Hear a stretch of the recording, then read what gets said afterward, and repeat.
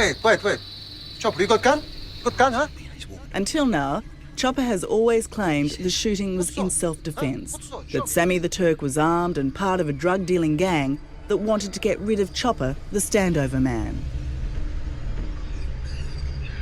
I was taking their money. I was driving the western suburbs crazy, you know. I was standing over bloody virtually half of them and taking their money. They didn't like it, you know.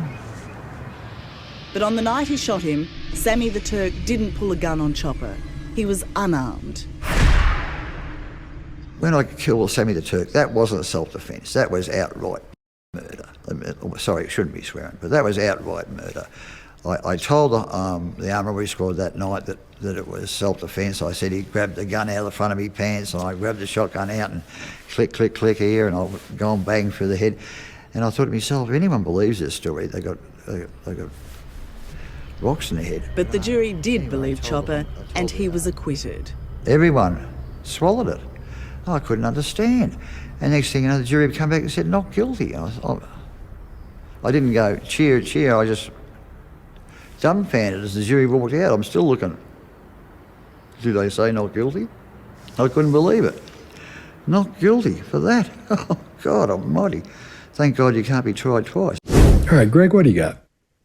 Yeah, so earlier I talked about the who'da thunk it move where the guy did all the mouth drawdown, the chin boss. This is not that move. This is an illustrator for a throwaway story that he is. I think what he's doing here is severity hardening Chase. I think he probably did go out there maybe thinking I'm going to have to kill the guy or whatever, but I don't think he went there planning to hit the guy. He probably got into a bind with the guy and shot him. I mean, I think somewhere in the middle here because his body language is not that of a person who's like, yeah, and I killed him, and it was not a drive down. There's uncertainty in his face.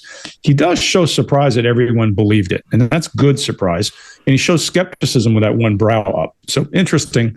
I think this is more storytelling. Somewhere is somewhere in the middle as to whether he went there to kill him or he went there to do something. When he's talking about I'd been taking their money, he had taken drug dealers and smaller criminals and tortured them in exchange for. He would torture them until they gave him enough money to stop. So he made a business out of it, and that's how he got behind. That's what he got.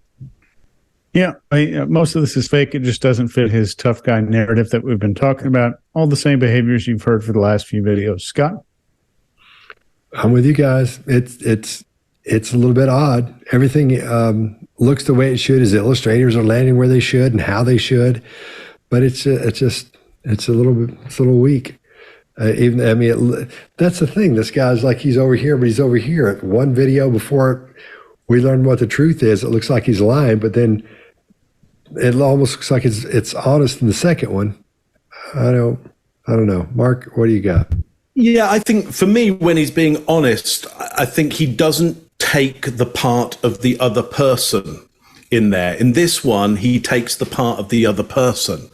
You know, in the earliest video where I think he's being honest about the first part of this murder, he actually makes somebody the other character in it. And for me, that's a good attachment to say, look, I wasn't that person, you be that person over here. Here he's got a great opportunity to map out for us what the other person did.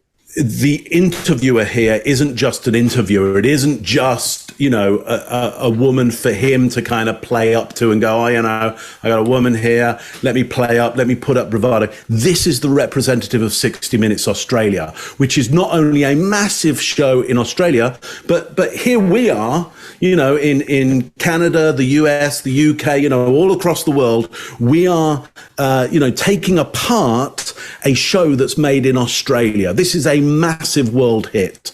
I think he knows that. I think he knows.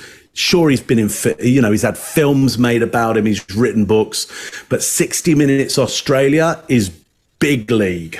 And I think, he's going to put on a good big act and play it up because this is his last performance. So he's going to go out on a bang. So what do you got?